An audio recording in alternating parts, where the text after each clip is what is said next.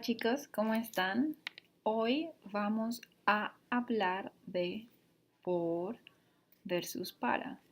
These two prepositions tend to be really confusing for English speakers that are learning Spanish, since these two um, have different translations, and sometimes the translations are the same in English, but just they're used in different context. It will be for a Spanish speaker, it's confusing with in, on.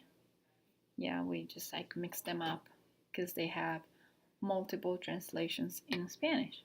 So the same thing happens with por and para uh, in for English speakers learning Spanish.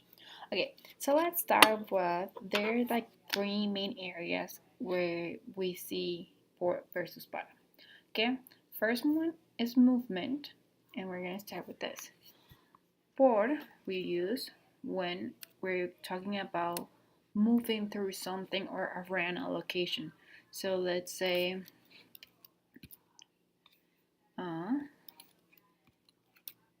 caminamos por el centro de la ciudad. We walk through through downtown. So oops, I have a little typo. It's along, through, around, and by. Those are going to be the translations that we can use for. Then we have para, when we move to a destination. Entonces, vamos para mi casa. We're going to my house.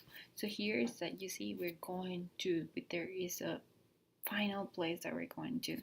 Here, por, it's just we're going through that place or around that place. We're not going to that place. It just happens to be on our way to somewhere. That's why, as long as it's through or along or around, it's going to be por. If that's our destination, it's going to be para. Okay, chicos, now we have actions. Well, action. So let's look first at por.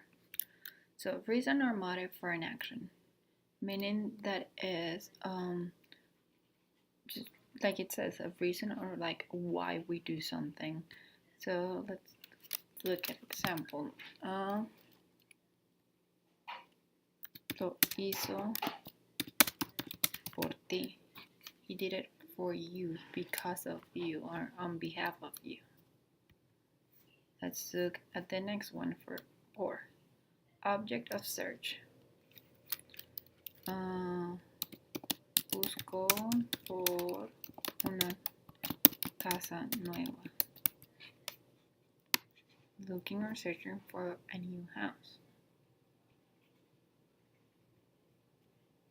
And the next one, means by which something is done. La tarea se hace por internet. Homework is done online. It's done online. So the mean by which is done, it's online. The translation will be a little funky here, but we're saying that the mean by which we get the homework done is online. Okay? Purpose or goal in infinitive. So this one means that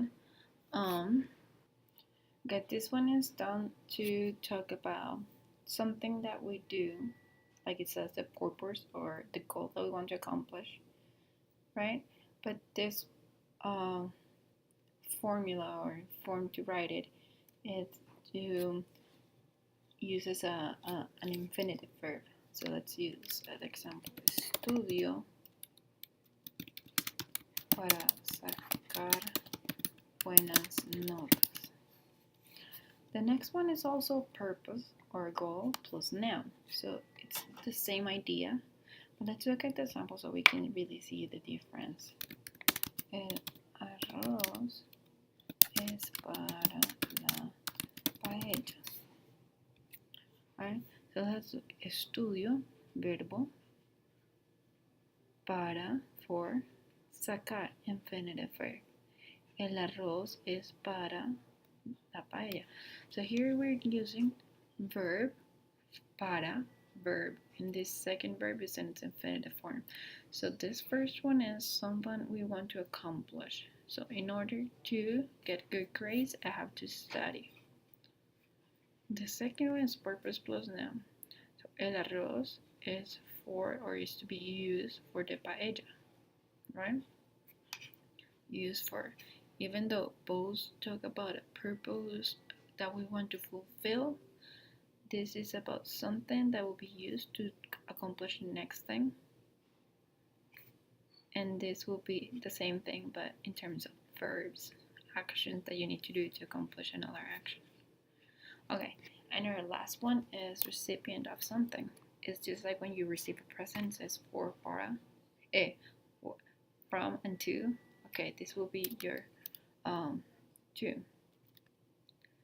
So, el regalo es para ti. You see? Oh, el celular es para mí. I'm receiving it. Okay? Okay. This last part of these three sections is time. And time for por is going to be a duration of an action. So, how long something lasted.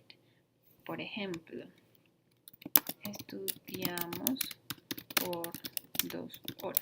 We studied for 2 hours, right? That's how long it lasted. And para is the deadline. So when do we have to have something done? It's not how long something lasted, but when something needs to be done. So la tarea es para el martes. Is when we need to get it done. Again, por is going to be how long something lasted. Vivimos por un mes en el bosque. We lived for a month in the forest. Okay, you see how it changes in meaning? Okay, chicos, so this is gonna be the end of this part, but there's gonna be another video on por para where we talk about other usage of por para and then some standard phrases where we use por. Okay, ciao, gracias.